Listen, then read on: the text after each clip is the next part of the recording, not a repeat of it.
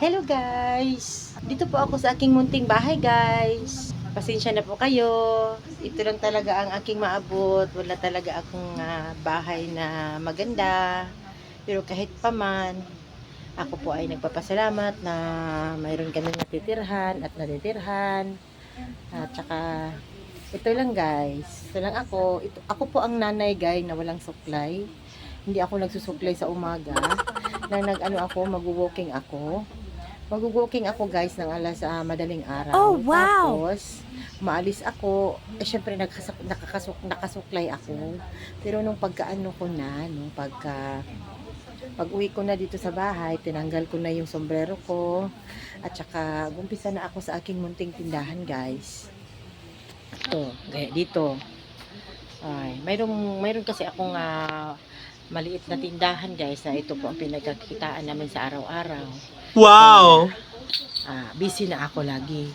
Dito lang ako sa aking sala guys. Lagi nakaupo dyan no. Kasi dyan ako na-memorisyon ng aking mga paninda. Kaya kahit maliit ang space po dito guys, ay pinagtyagaan ko po talaga. Tapos may mga kasama pa akong mga alaga na mga aso. 4 po ang aso ko guys. Pero kahit pa man guys, okay lang sa amin.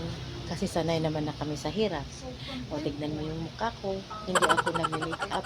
At saka sa mga ganitong oras ay busy talaga ang nanay ninyo.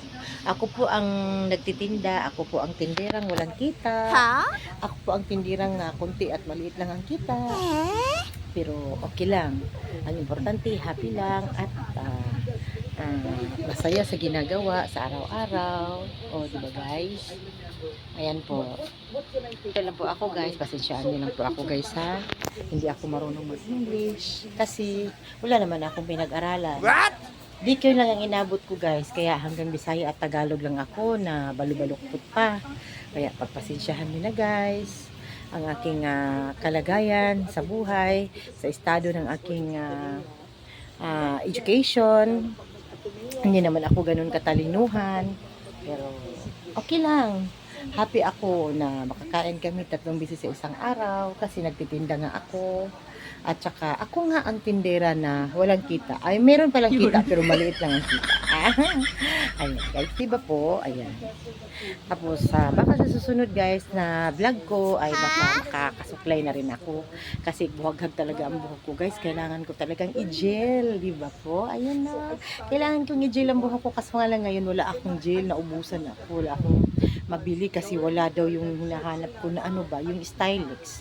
Yun talaga ang gusto ko sa buhok ko kasi talagang dumidikit siya guys. Kaya ayan, pagtyagaan nyo na lang itong mga buhok ko. Pero so far hindi pa naman siya nakikita yung puti. Kaya ganyan lang muna guys. At saka yung tignan mo yung bahay ko guys. No, di ba maliit lang talaga. Ayan. O di ba?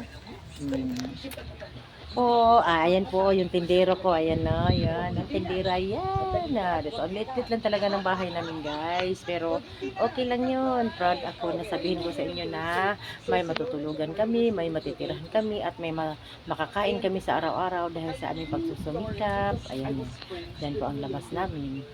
Ayan, kasi nandito po kami malapit sa beach po, Balis Beach. Ayan, thank you, bye-bye po.